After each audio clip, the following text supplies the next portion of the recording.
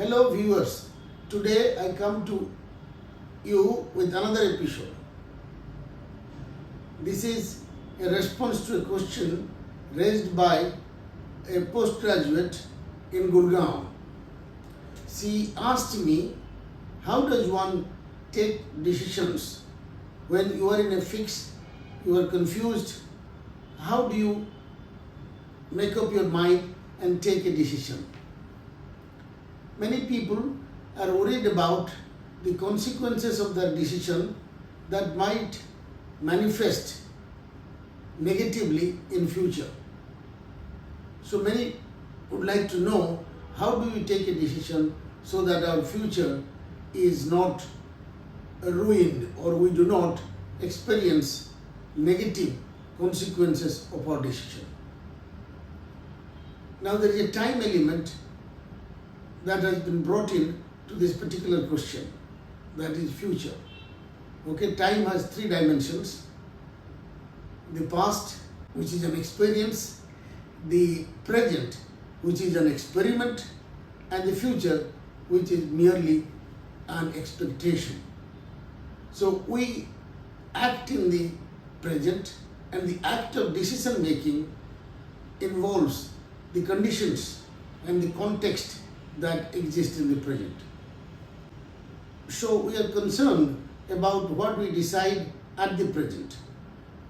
The future will be influenced by the inputs we make for a particular decision in an input and output model.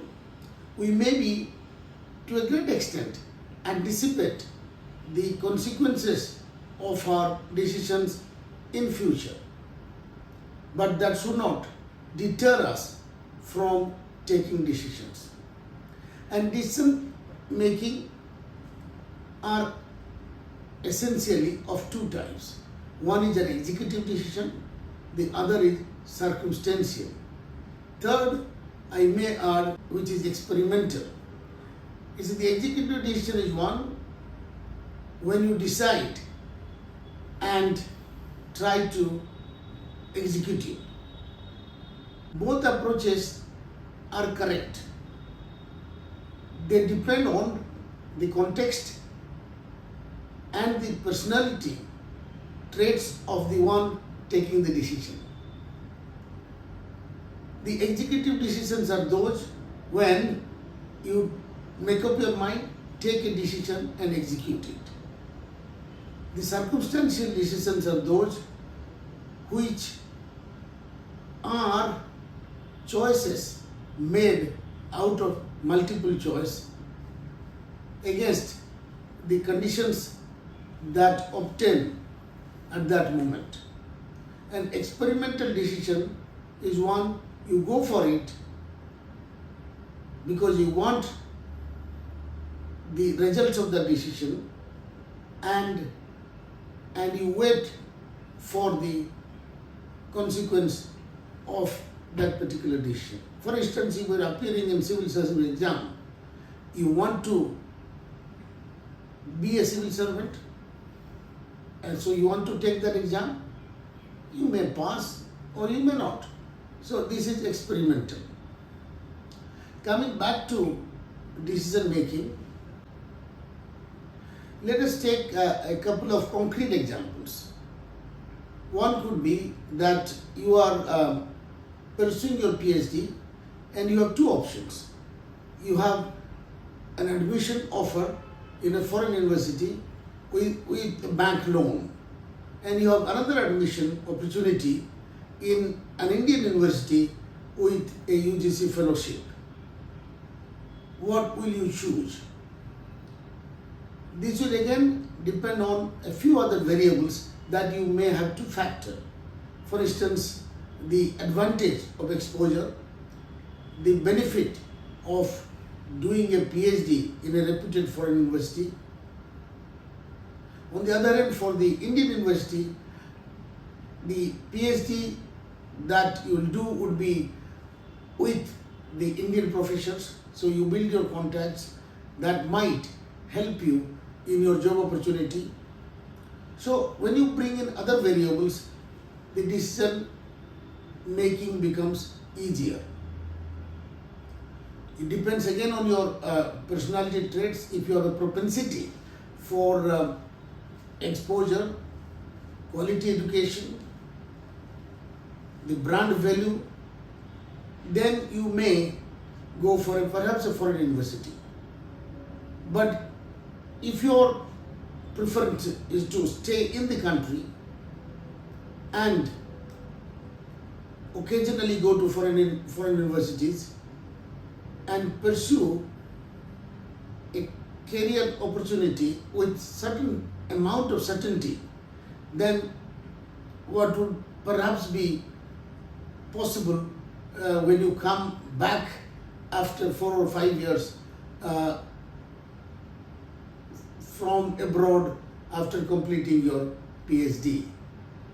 So when you factor other variables, the decision making becomes easier. The choice of a university will at best be a circumstantial decision. For instance, when you go abroad, you may have a part-time job opportunity while you are doing your PhD. And that would fetch you extra money, which would be good for your saving as well as a secure and a decent living abroad. So that tilts the scale in favor of a foreign university. Likewise, let's take another example. Whether you want to be a writer, an analyst, an academic, or a bureaucrat, as a choice of your career. But that would depend again on the 3 P's that I initially mentioned in my inaugural podcast, which are professional, personal, and pecuniary. So, whichever career brings you closer to these 3 P's, you should take that. That is natural, of course. And the career choice, again, in the second example, would depend on the choices that are available to you. And there, when you are faced with multiple choices, you approach a reductionist method, which is very helpful in taking decisions, which is you list your choices and you eliminate one after another that you will not take because they do not give you these 3 P's in varying degrees. So after elimination, whichever option is left, that is the choice you have to make. Some people say that I have no choice.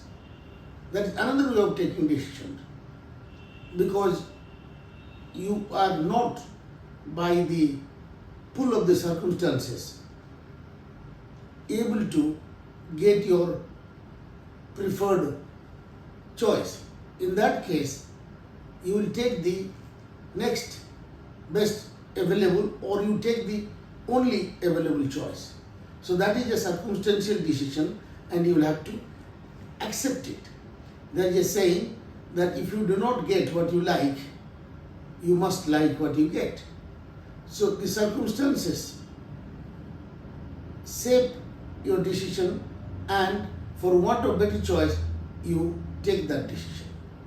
The other principle or process to understanding decision making is that if a decision involves other people, others are stakeholders in your decision, then there is a risk. And the risk is that you divide people on the basis of your decision, or as a consequence of your decision rather.